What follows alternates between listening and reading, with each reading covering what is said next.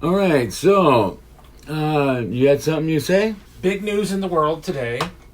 No, it wasn't an assassination attempt on a president or an actual assassination of a president or an archduke or anything like that. Something way more important than that.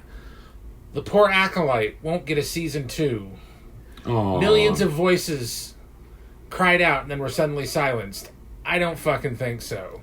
Thank God it's over. No, a few dozen voices cried out and were suddenly silenced to have the Acolyte come back. No, whatever. Thank God.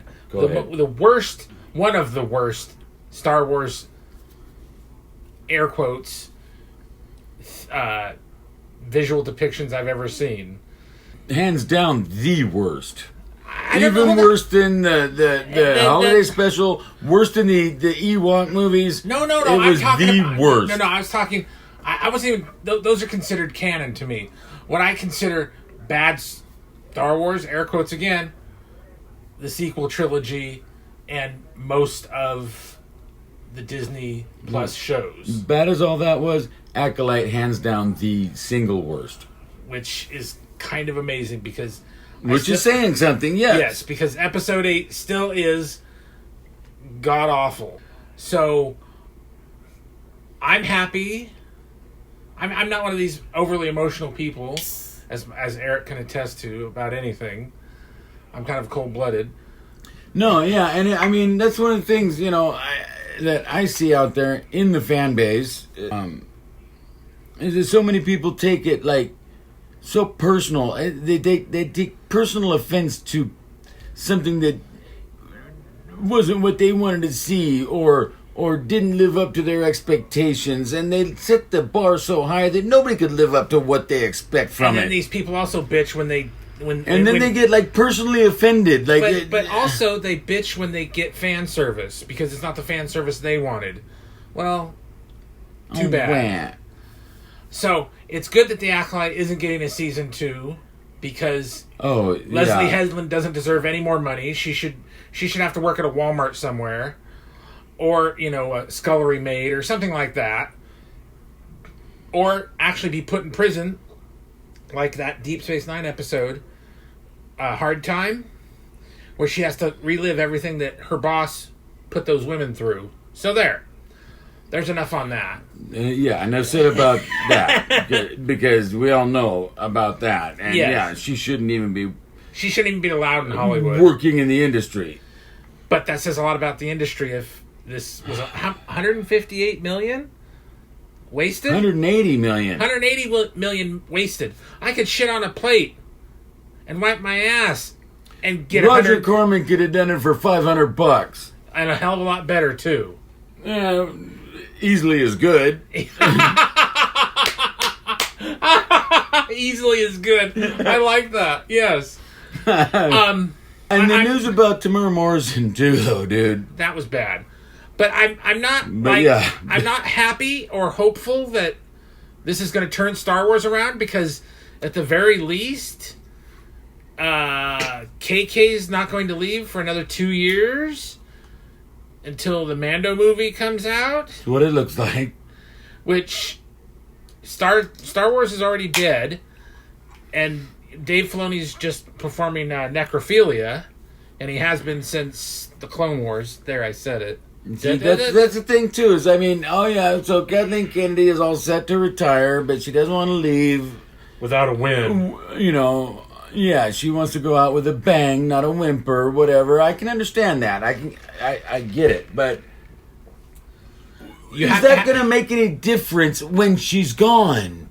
Is that going to save whatever? I mean, Lucasfilm is corrupted. Are they going to put Dave Filoni in her spot where she was, and is it just going to be more of the same? So I mean, KK and Dave and that Canadian Hidalgo, because remember that thing with Dave Filoni getting that backdoor promotion, on Mando, blindsided Favreau because he didn't know about it. It was some backroom deal where Filoni was given this promotion that put him higher up in the chain of command of the production team. Yeah. So, and that's where we saw what we got from Mando season 3. And, Joy. And Ahsoka. Ugh. So, I'm not hopeful for the future. This doesn't mean that Star Wars is going to turn around, because there's so much rot and decay and rust within Lucasfilm and Disney that I don't think it's salvageable. Prove me wrong. I'd love to be wrong. But it's, as the founder said, a step in the right direction. There's so many things that have come and gone. You know, so Star Wars came and it's gone, and we're living through it. A lot of us are not happy about it because we'd like to see more. You know, like Mando Season 1 when it hit Disney Plus, and it was really good. Good enough that, I mean, people got excited about Star Wars again. You know, especially after the sequel trilogy. And that's the thing, too, is that all the people that worked on the sequel trilogy were all, oh, well, you can't like this TV show better than our movies. Well, yeah, we can, because it's better content. It's more entertaining, blah, blah, blah, whatever. I mean, people were calling it the best Star Wars since 1983. Right. And they had a point. And Season 2... carried it on. Although the best episode isn't this finale. The best episode is the one where they with the guy. Oh, Bill Burr? Yeah. Oh, yeah. That's the best episode. Yes. Where they go into the Imperial facility to... Yep. Oh, dude, that one was great. Yeah. That is the best episode of the first 2 seasons of Mandalorian. And especially like at the end when he took that last shot and blew the thing up, and he said, "Yep, somebody's got to be able to sleep at night." No, dude, and when he took out the Imperial, and that guy that played the Imperial was great too. Yeah. So, no, that is what we want to see more of, and they're just getting so far removed from it. That what this stuff is, you couldn't even call it Star Wars. It is the Alphabet Mafia. Wanting their way. Well, Ahsoka was awful. It was god awful. It was like a bad Saturday morning live action from the 70s. You mean not as good as HR Puff and stuff? Yeah, along that line though. Well, no, because I've seen the Channel 6 ones. It was like far out weird shows. Space Nuts or Sigmund and the Sea Monsters or Sigmund and the Sea Monsters. All that. I wish Sid and Marty Krofft shit. But I mean, then there was. They wish they had that. Those shows wish they had the production value or expenditures that Ahsoka had. But even the Shazam show and the ISIS, they were better than this. How do you really feel about it? I'm one of those. I'm going to sit through it however bad it is. I don't care. I'm going to make up my own mind what I think of it. And like I said, Acolyte was just god-awful. Period. So, what the fuck? I mean, do these animals... I mean, that goes all the way back to that comment that Kathleen Kennedy made about, oh, well, we don't have... Any books or comic books? Comparing it to Marvel's franchise. Well, we don't have,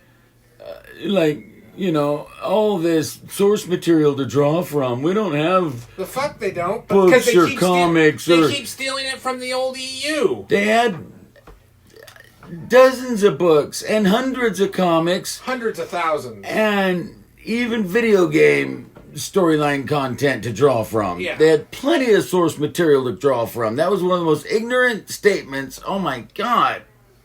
We don't have the source material, so we have to make it up. Really? Yeah. Why couldn't she just be honest and say, oh, the source material's out there, but we chose to disregard it and make it up anyway? This is pretty much what it was. Hey, they're under no obligation to... And the source material isn't necessarily consistent, and it does contradict itself at times. But you can pick and choose. Yes, which is what they're doing now. They aren't doing it well. They're cherry picking the EU, but they aren't doing it well, and trying to incorporate it into this bullshit Mandoverse that they've created, trying to,